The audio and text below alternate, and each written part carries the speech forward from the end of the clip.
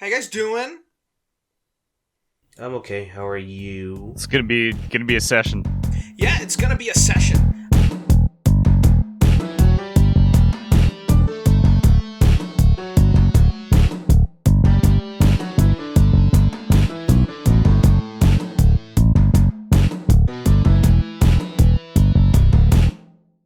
I gave you guys a little text-based recap of kind of a lot of things that have happened so far. Not everything, but a lot of the things going on with the parasites and the mother. How does this fragment of body of this cosmic sort of force, and and how the government placed the nuclear testing site above it, and now it's underground, and then you guys went inside something that I don't think was a dick, but even I'm not sure.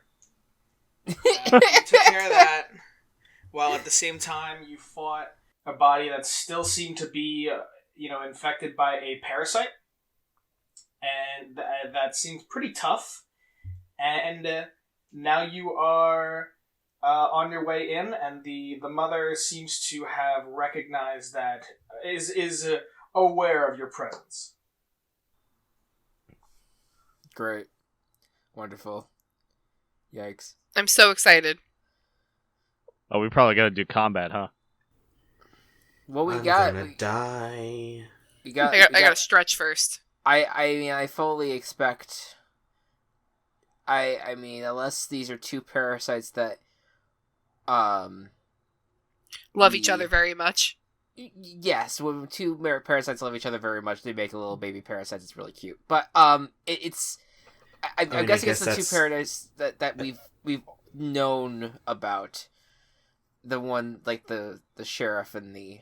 Yeah, you guys are led to assume that it is the sheriff and the criminal that they originally caught when they were infected.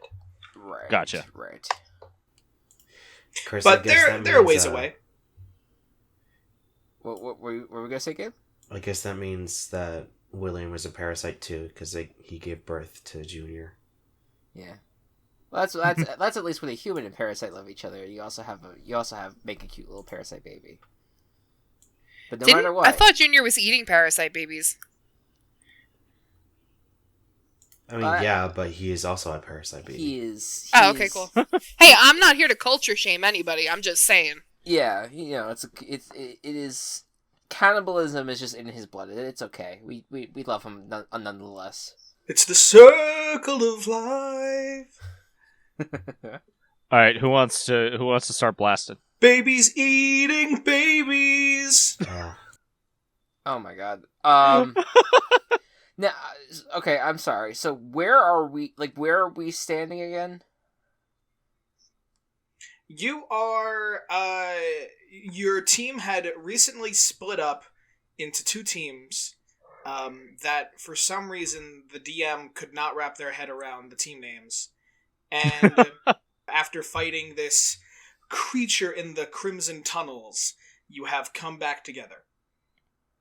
Ahead of you, far down the tunnel, much closer now though, you assume that the mother is there, and farther back, most likely entering the Crimson Tunnels at this point, are the two parasites that are, on your tail. So did we refer to them as the Crimson Tunnels last time, or is this like a new? I phrasing? did, yes. You did, did? yeah. Okay. And then, and that was the episode title, yeah. Oh, But right, also- yeah, no, I knew that. I listened to it. Yeah. Yeah. I expect everyone to re-listen to every episode. You guys remember that part in episode 3 where... All right, so I think we have a couple options. They obviously know that we're here. If we keep killing them, then we are going to alert them even more, but also I don't know if alerting them is going to change anything if they already know that we're here. I mean, I feel like that ship sailed a while ago. Yeah. I think that the mother knows that we're here, and that we should probably we got this is like a sink. We got to sink here, or we got to go to the surface at this point. You know, it's either we either just go all in and just annihilate everyone that is remaining here. Maybe we just get through these 2 parasites and then leave. I don't think. Sorry, finish. Go and finish. No. All I was gonna say is that ultimately, I think it's either we kill these 2 parasites and we just leave, or we kill these 2 parasites and we continue going deeper and we just take the mother on now. My only concern at this point is if we think we're going to be equipped to do so. I don't think we can leave here without at least figuring out what the mother is like. Even if we don't defeat her today, because I don't think we're prepared for that either. We need information, and we need to be able to have a plan in terms of how to defeat the mother. So you're suggesting that we get through whatever smaller enemies we need to in order to at least get a peek at the mother? Yeah. Okay, so we're betting on the fact that we're going to be able to get close enough to assess without actually getting destroyed in the process? That would be my summation, yes. Big hopes and wishes. Okay, cool. Cool. Yes, correct. Do you... I'll turn to William. Do you know how close we are? Well, I guess we're just friends, man, but... William, roll plus weird for me. Okay. Sorry, I feel like being a chuckle fuck right now. I'll reel it in. Nothing wrong with being a chuckle fuck. Caps lock, no. I know you want to come out to play, but no. Hooray, that's another experience. Woo! I leveled up. Woo! That's fun. Yeah. No, it's not. That's cute. So with that, I will say that the radar works 2 ways. One is you have a certain perimeter around you in which you recognize there are parasites within the vicinity. And the other is you recognize where exactly the mother is, what direction, what distance. And you now realize that the mother is now within the vicinity of where you would recognize other parasites as well, as you have now gotten much closer. And you are probably a little bit closer to the mother than those 2 parasites are to you. And you are now getting another blip on your radar near the mother. Blip, blip, blip. Wow. Yes. There we go. So I just got another blip on the radar.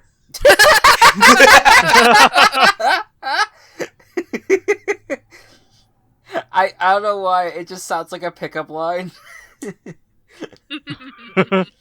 Just say that to Vita. You're right. Got a blip on the radar. Yeah. All right, so then it's not just these clowns then. I think Vita, may I, if I may interject, if we're worried about this being, a dead end, I get the feeling that these tunnels are growing out from where the mother is, so we may not be cornered if we can continue forward. Or we can turn around and face the threat behind us, or we can continue to try to get ahead of them. I'm not sure what it is you guys want to do.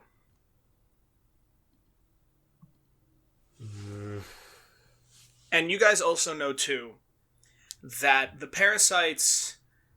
usually, that the reason that one reason that the mother would usually send all of its parasites out at once is because it has no way of communicating with the parasites.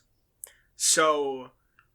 And the parasites have no way of communicating with one another other than, literally talking out loud. And communicating the same way we can, which is why so many haven't, come together and met. A lot of parasites, because of the adaptiveness of having them born in twos, you can at least recognize that, I know that other person is also a parasite, so I will work with them and I can rely on them,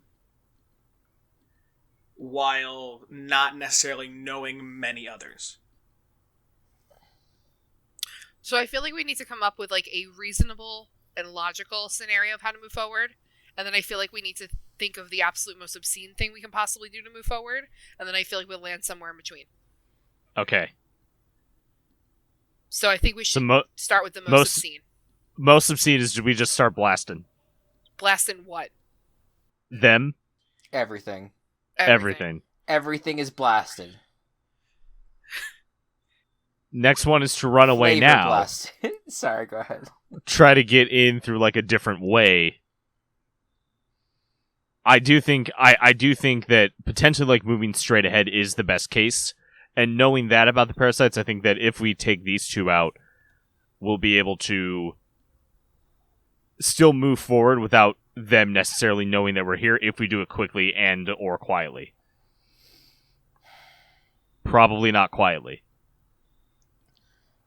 Yeah, that's the thing. I think that I think that we have to take on these two no matter what. Oh yeah. It is going to just be a circumstance of how much more do we want to do beyond that. And do you think that it requires? So we have two. So when William said that there's a blip on the radar, that is a third parasite. Yeah, it seems that there is another parasite near the mother. So, but that is still farther away than the two that we are facing now. No, that's actually closer. Okay. So we gotta mow down that motherfucker. So, and we will pretend, there is no time passing right now. If you guys wanted to try to speedrun stat, but you have the time if you wanted to try to, let's say, run in, punch the mother in the face. I say this as abstractly as I can. And it has a face. And then run away. They most likely won't catch up with you.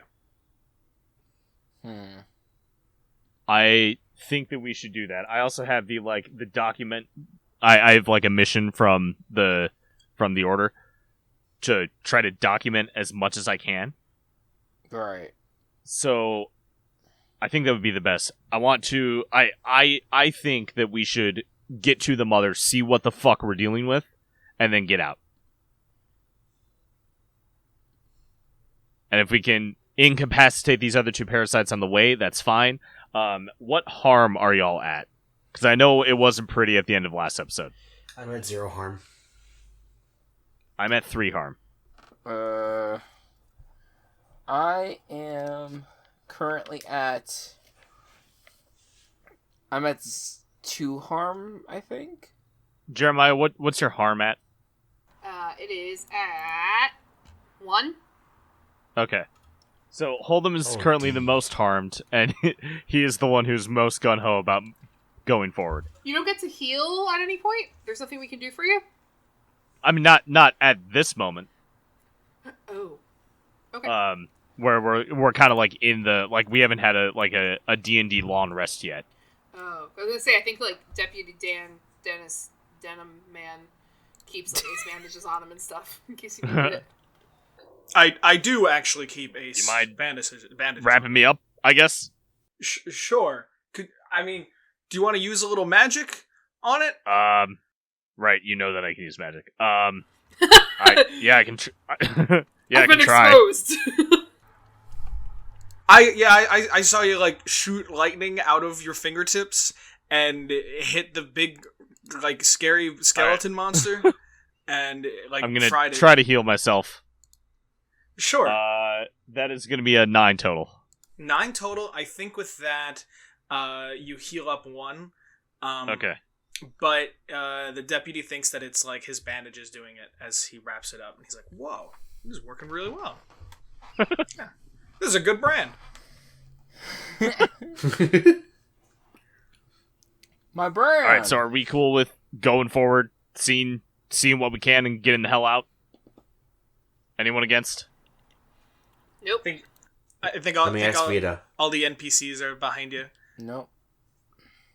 And What about Vita? Vita's like, I think this sounds right. Sounds like the right thing to do. All right. Vita says yes. Because you guys can't hear him. No, we can. We have the chips. We have those communicators chips. Oh, I thought you guys took him out. The chip. We got. It's Somebody kind of needs to up in figure the this air out. when One they're person on or did. off. Cliff no longer has one. That one is inside the child. Right. The child. That's right. So yeah. Cliff's just sitting there, and like, all right. Cliff's there with all the other NPCs, not quite sure what's going on. Yeah, just kind of chilling. And Junior says, "Yeah, Papa said let's go." Okay. All right, I'm gonna start blasting then, unless someone else wants to go first. I don't have anything to blast with. All right, do you? I'm gonna try to ice their feet. Use magic. This might be like, I don't know if this would be kick some ass or use magic. What do you think? I'm using ice, trying to ice magic their feet. Ice magic whose feet? The parasite's feet. Are we worried the two about that are like way behind in the tunnel? Oh, they're behind us. Yeah, Yeah. they're yes. So to re-describe it, the two are way God, behind okay. you, and then ahead of you is this new parasite and the mother. I think everyone's spatial awareness Mine skill was point really is off. really low. Yes. Okay, I thought that they were in between us and the mother. Okay, so I'm gonna go. Then we can fucking sneak in then, or try to. Ooh, it's a stealth game. I'm in for it.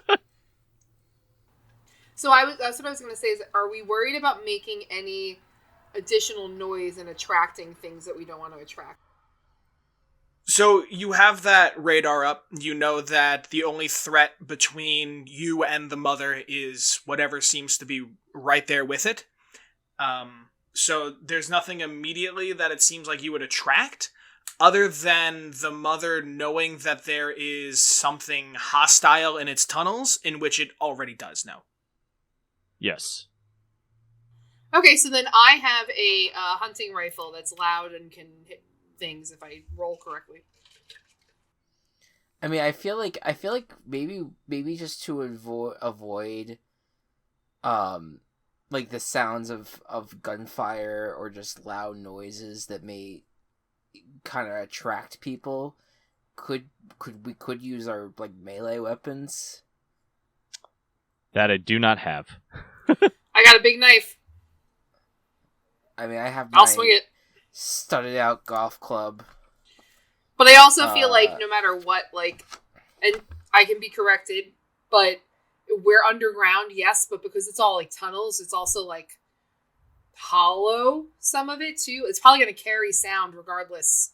And True. And when I just said something about sound, that voice that we all keep hearing that's telling us what's going on said that that we can kind of see the threats based on the radar.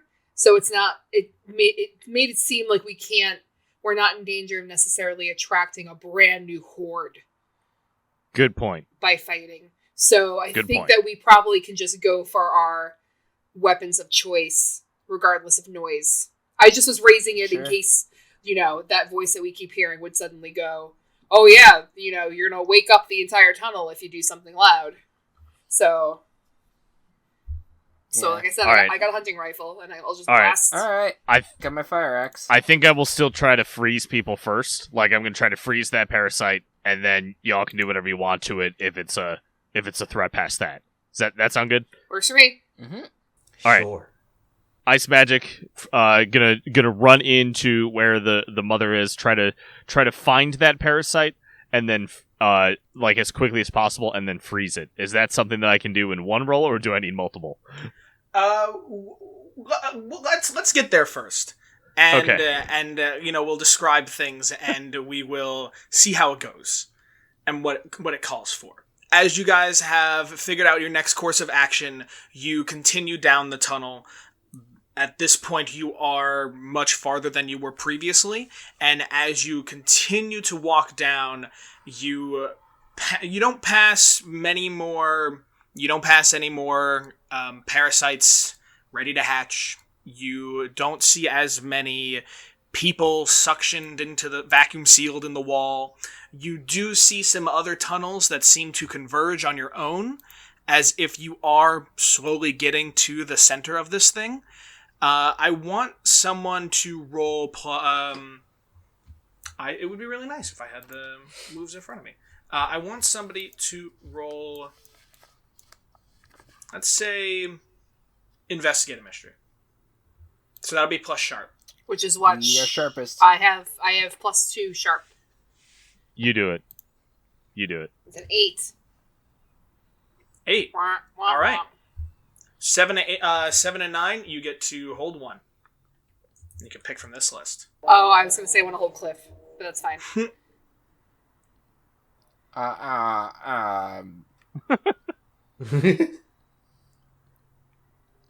What can hurt it, I guess? What can hurt it? I like that question. Yeah, I'm asking the group to please don't take my question away. I just want to make sure everybody's fine with it. Y'all good? Yeah. Okay. Yeah, sure. Yeah, that's good. Sure. So, as you guys are walking, and we can even say like you guys were discussing your plan too as you continue to walk forward. You see Cliff kind of, holding his axe in one hand and his... I'm sorry, Cliff, you're going to be the victim for a second. Yep. And the axe in the other. And for a moment, because it's, it is a cave, but it seems like the entire cave has just been coated with this almost like dried red substance. You trip and you drop both weapons. And the axe lands blade first into the ground and sticks there. And the club doesn't seem like it hits it that hard. Like it just hits the end of it. And as you pull up both, it seems like the axe barely left a mark. Like you see a little scratch where it indented. But the golf club, having some sort of enchantment or having some sort of extra help to it, actually left a part of the floor, like the red is gone where it hit. And you actually see some, like a little bit of dirt and stone where it was. So magic good. So are we... I wish we could cut the lawns like this. So... Oh my god. So is this like a... So are we led to believe that it's... where the red is almost like a shroud of something and that the magic will just eradicate it? Yeah, it seems as if the magical items seem to hit it a bit harder, or maybe it has some sort of resistance against normal kind of weapons. And this kind of tracks with the last enemy that you guys just fought that was covered in that reddish material, where even though it was so thin and so frail looking, it was still very strong and sturdy, where it was able to take gunshots and axe wounds, and those didn't do as much, but Hold'em using magic, or even you recall like William using Vita to attack. Those attacks tended to land much better and do the damage that you would expect, rather than the other gunshots that you were seeing going around you. Cool. Does Hold'em, your magic ability, is that limited to just like your own like practical magic, or do you have like enchantment or imbuement powers? Not that I've tried before. Okay, because I'm thinking Nothing. that it would make a long way. Then when we get out of here, we'll just have to find somebody who can enchant things, because I feel like maybe I feel like we're learning that those of us who have just like your run of the mill weaponry might need a little zhuzh, a little pizzazz. For sure, yeah. I mean, yeah, we have Well, actually, hold on, this is out of character for a second. Jesse might not be there when we get out of this. Yeah. That's what I mean. Like, we'll just have to find somebody, if whether it's somebody we already met or somebody that we have to go threaten or something. I'm sure we can find someone at the Order. But also, question though. So, is it that if Hold'em hits them with magic, he's blasting the stink off of them, so that now our weapons will be fine and act as if there's no inherent resistance, or is it that we should have magic weapons? It just seems like it has a resistance to non-magical weapons.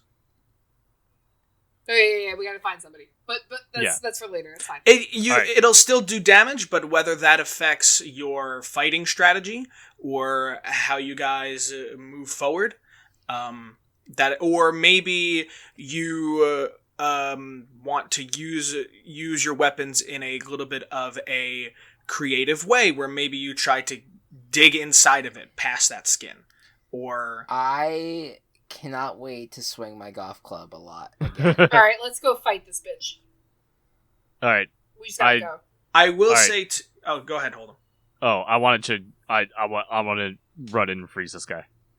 As you are continuing to head down the tunnel, Jeremiah, you also notice, or I think Jeremiah and Hold'em, just because it seems like you guys are kind of leading the group here, I think you guys notice it at first too.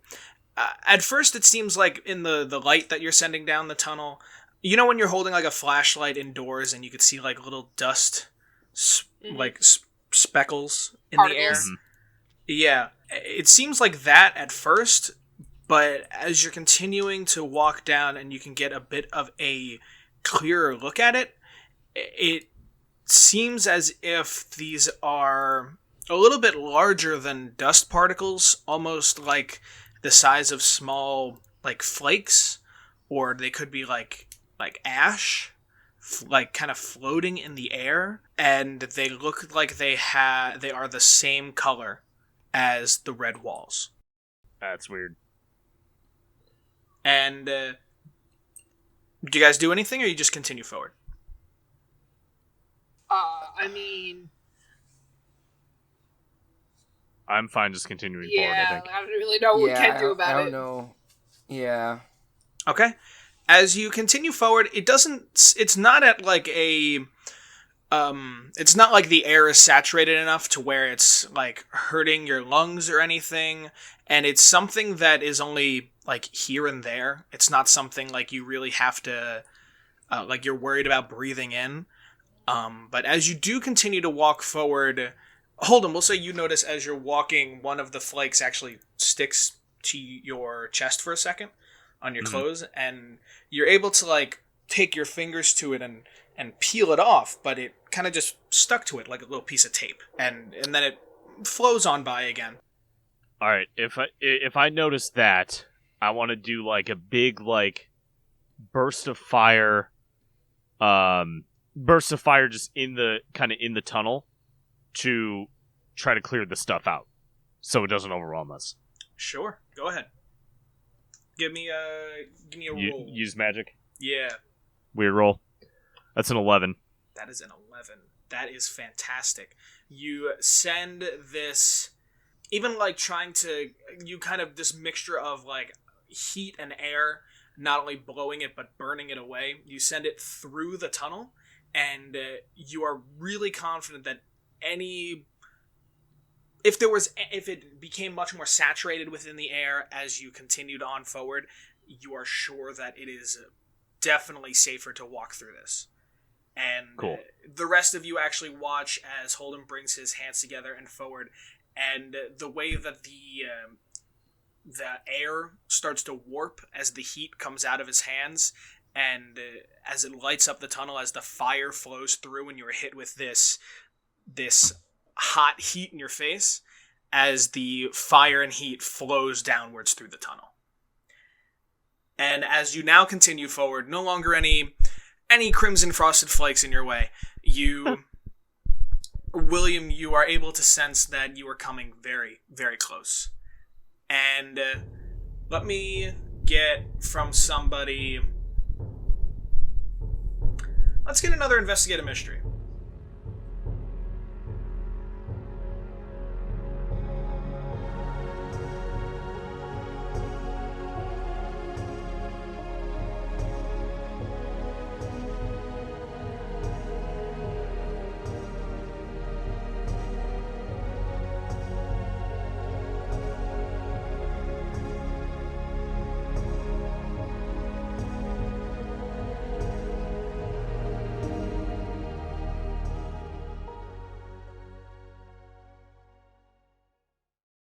Hey folks, this is Kelsey, and you're listening to the Table Party Podcast.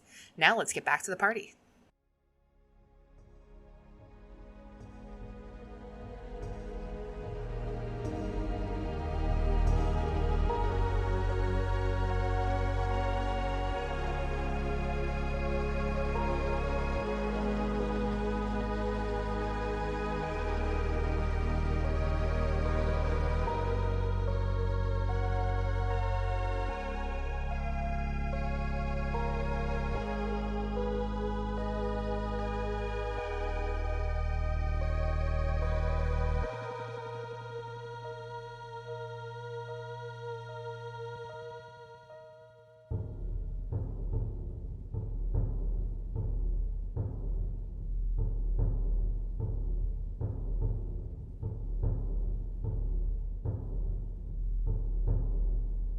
Actually, you know what? Let's get a read a bad situation instead. Huh.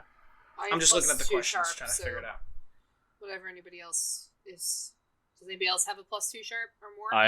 I'm also +2 sharp. It's up to you. But if Cliff or William want to roll, I have 0, I have so I'd rather +1. not. I will take a look. That's a 10.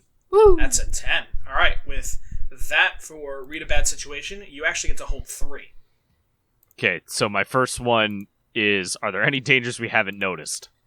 As you are heading forward, you are able to see that the tunnel ahead seems to open up into a very large room or chasm. You're not quite sure from where you stand, and you continue to walk forward. And you try to be careful, too, as your footprints, while it's not as hard as stone, you still don't want the footsteps of you walking forward to echo through here. It is extremely dark. And you move still trying to be a bit sneaky, kind of move your light a little bit through it. And you see this very large, what's the right word? Imagine a very large circular room, but imagine that the floor is, I don't know if I'm using the right word, but is concave like a crater. Yeah. And the top is the opposite, so it kind of goes up like a dome. Okay. And around the room seem to be different sized tunnels and holes that go out in different directions. That's not quite what catches your eye, though. It is what is all around the room. You see actually, compared to the tunnels, you see quite a few figures in this room. But they seem to be either sealed to the wall, however, much more sealed than just, like sitting on the floor. It is almost like they are, like, straight up like they were covered in the wallpaper. And you see a few others even standing in the middle of the room. And their bodies have also, dried and been almost depleted of any sort of nutrients or anything like that, and they are in an almost Pompeii-like style, frozen in time where they died. And there are stalagmites and stalactites that hang from the ceiling and come up from the floor. And there is one stalactite and one stalagmite, two very large ones near the center of the room.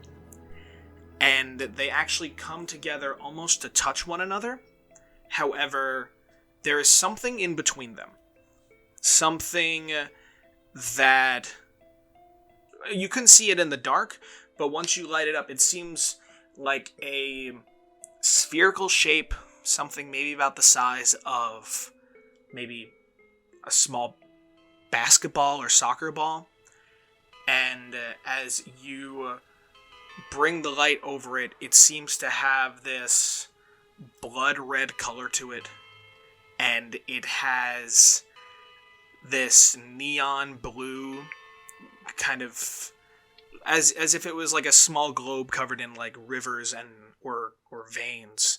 It just surrounds this entire thing, and it's hard to see all of the smaller details on it, but that sits in the center of the room. Cool. In terms of bodies in the room, there are probably about 10 to 15 that are either attached to the walls or even to the floor. And in terms of bodies that are standing, there are probably about 6 to 8. Some of them are standing there trying to like shield themselves. Some almost seem like they are trying to run. Others seem like they are... You see some others that maybe have like fallen to the floor and have been covered, or maybe it is their, like maybe their legs are more in the ground and the upper half of their body is reaching up. But almost all of them seem to be in some form of government hazmat suit that you've seen from the other people that were in the tunnel. Okay. It is eerily These quiet. are a lot of dangers. These are a lot of dangers. Because that was just one fucking question. I'm terrified. It is eerily quiet, as like even just like very small sounds can be heard very well. And you hear, because you still have the chip in, you hear Vita in your head. And everyone else's too. Except for Cliff. Except for Cliff and the other NPCs. You hear Vita say, the thing in the center of the room, between those, almost like in the center of that pillar-like structure, that is the mother. Yeah. And the parasite, I can sense exactly where it is in the room. It is near those bodies that are standing or sitting in the middle of the room, but it isn't any of them.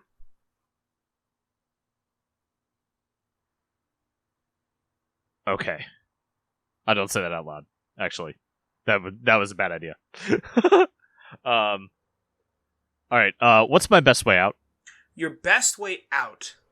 You see, yourself. you're looking around. You immediately see a few tunnels. Some of them seem to go, are parallel to where you are now. Some of them seem to go out and down. Some of them even seem to go up. Some a little bit steeper than others. But you would definitely guess that one of them should lead you out. You would even guess, too, that if this is... At this point, too, you can assume that you are below the government facility.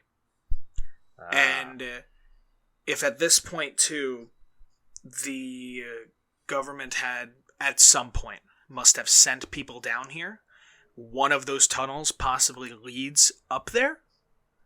Or if not, then one of the tunnels may lead somewhere else. Possibly either to the surface in a different place, or maybe to a different part of a sewage system. So you definitely get you would definitely guess like taking one that is either parallel or working upwards would definitely be best, but you're not quite sure which one would be the best way out. Okay. Anyone else have an idea for this last one?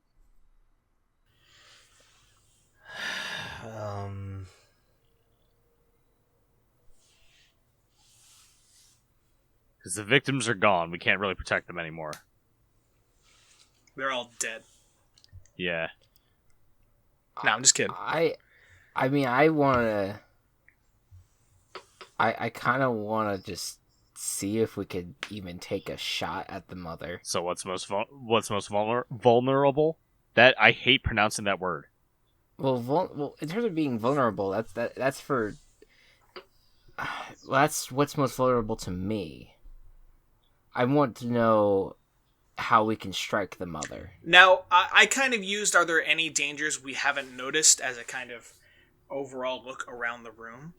You can pick that again, and I might give a hint as to where the parasite is that William is for the dangers being aware of. Yeah, or I would even describe that if you said what's the biggest threat. What's the biggest threat? The biggest threat, as I think now the entire group has made their way to try to look into this room, and you are able to see, because I'm just kind of imagining you using the light as this kind of big flashlight to look around the room. You are able to see, as you are just slowly looking around the middle of this room, trying to understand what Vita was talking about, that, it's a parasite, but the last parasite you fought was one of those bodies that were still alive, so you would assume that it would still be one of those bodies, but it doesn't seem like any of the ones that are standing or in the middle there seem to be the parasite. And as you are slowly working your light around, you see, and of course the ground isn't perfect, it is imperfect in places, but you see this one part of the ground that you would have normally kind of brushed over if you weren't moving the light so slowly.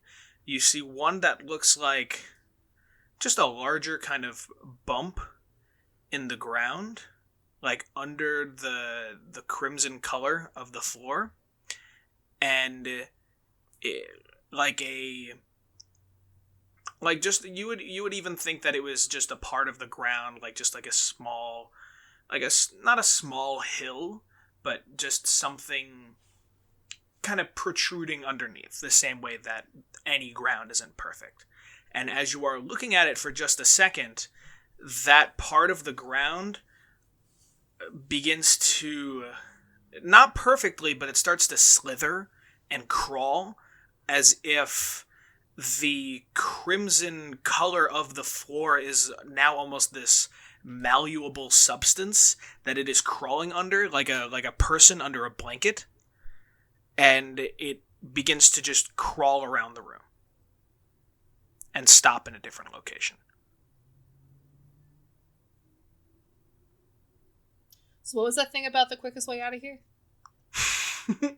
The best way out would be through one of the other tunnels. And you know what? I'll even say this too, as you are looking around, because you asked what's the best way out, and I didn't give a concrete answer.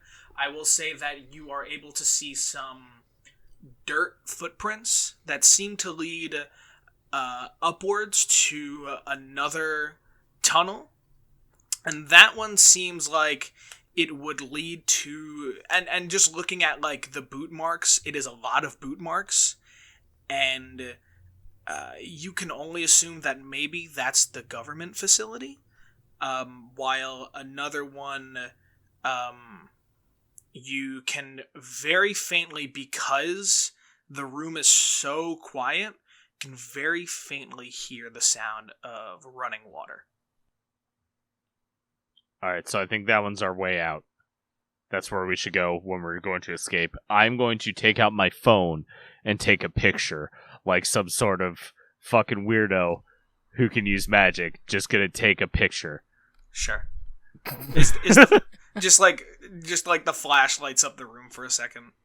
No! That's not what I want. No? Oh my god, please. You just have like the flashlight out and Well, I got my fucking hand up, right? Yeah. With the light. So I think that'll be enough. I just don't want to like set off any noise or anything. Mean, you didn't specify, and he is the DM. It did True. When you shined that light at that bump, as I'm now describing it, or the lump, it did not seem like it reacted to the light. It just kind of just moved around. All right. I just want to get a picture then. Sure. For documentation purposes, to help out the order and to help us out later. I will not I will not punish you for this. You use the flash and you get a good picture of the entire room. Awesome. All right. I mean, and we out. Nope. Cliff, what are you? I'm trying to think of like, can we at all get closer to investigating the mother itself, like the structure that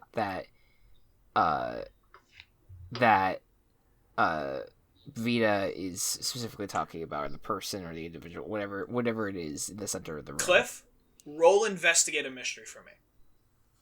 Sure. That is plus sharp.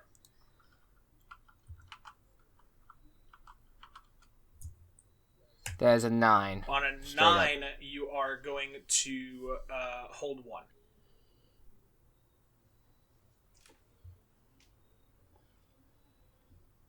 What can hurt it? What can hurt? Yes. I'm going to say this with not, and this is not punishing you guys at all, but let's have a little fun.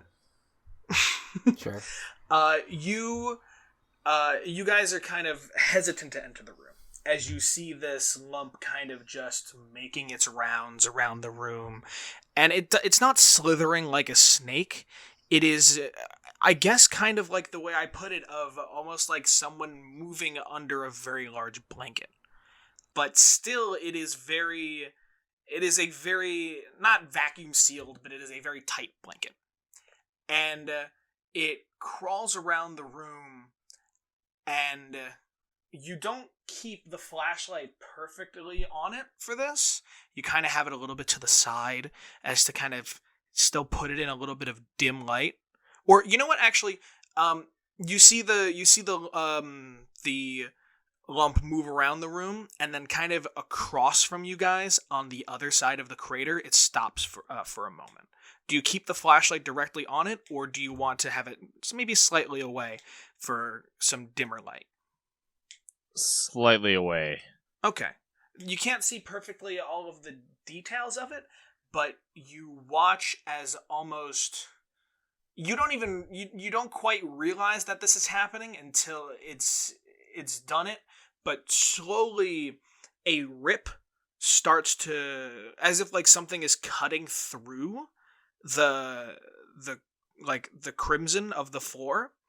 From like one side to the other, there is now a line that is about maybe 3 feet wide, about 1 meter wide, and you slowly see a hand come out of the underneath.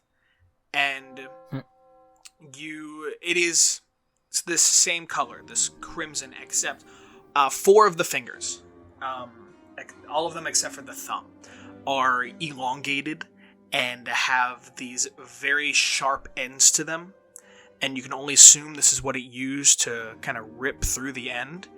And you see this humanoid form begin to crawl out, as if crawling on its stomach with its 2 hands and its head. And similar to the last creature you just fought, it is sunken and hollow, and it is still covered in this red, and it has no hair, and its eyes and nose are sunken, but it moves surprisingly, not slowly or quickly. It just moves at a kind of, not at a leisure, but without necessarily noticing that anything has happened. And it begins to crawl out, and as it is continuing to crawl out, it reaches the bottom of its back, and you expect to see its legs, except instead of its legs, the spine continues. And as the spine continues, you see another ribcage. And now the back of another creature. As if it is 2 people, almost bottom spine to spine, at the kind of cat dog style. At the back is now this other part that seems to be using its hands almost as if it is one mind together to help crawl along the ground and kind of push opposite of itself. Is it cat dog style, or is it like inverted, where like when one arms are down, the others are up? No, it's cat dog style. So both arms are down. So the rib cages are facing the same direction. Yes, they're both facing down. I don't know why that matters so much, but it does. But even despite that, it is like a pretty long creature. Like, it doesn't just look like two people were just connected. Like, this spinal area, it's not as thin as just a spine. There seems to be some meat to it, and it is probably about maybe 10 or 12 feet in length. No, that's too long. Sorry, I was just thinking about the height of two people for a moment, and I forgot that people have legs. So, I would 6 say... feet? 6, 7? Probably like 8 feet. Yeah, With I would say like 7 or 8 feet long. Okay. I would. And there is another skull, of course, at the back, and you actually see the skull on the back. It's unlike the other one that you couldn't see too well. This one you can very clearly see that its mouth is wide open, and like some kind of strange. There's nothing I can even compare it to. Its mouth is wide open, and very slowly you see those crimson flakes coming out of the mouth, as if it is just flowing out, and this is almost where some of it is coming from. And it rests for a moment, and you see that back of the mouth, kind of side to side, cover the hole that they just made in some of those crimson flakes, as if to repair that rip. And then while the front head kind of lifts its head up as if to kind of listen around for a moment, and then takes its pointer finger and makes another rip in the floor and begins to crawl back in. You know that part in the Table Party trailer where Gabe goes, the horrifying body horror? That's this. This is it. This is it. So, something you can immediately put together here is, in terms of what can hurt it, is similarly to the last monster you just fought. This one is also covered in that crimson substance. It seems like it's going to be different in the way that it mechanically attacks or fights, but the similar kind of weaknesses that Crimson is weak to will definitely work here. And additionally, if it is using the crimson of the floor, I'm using crimson no longer like a color and almost like a material now. But if it is using that material that coats the floors and the walls and everything, being able to use that kind of weapon, even if it's under there, might still hurt it. Well, I mean, are we going to try to attack this right now? I mean, it's just a cute little caterpillar. Sure. The very hungry caterpillar.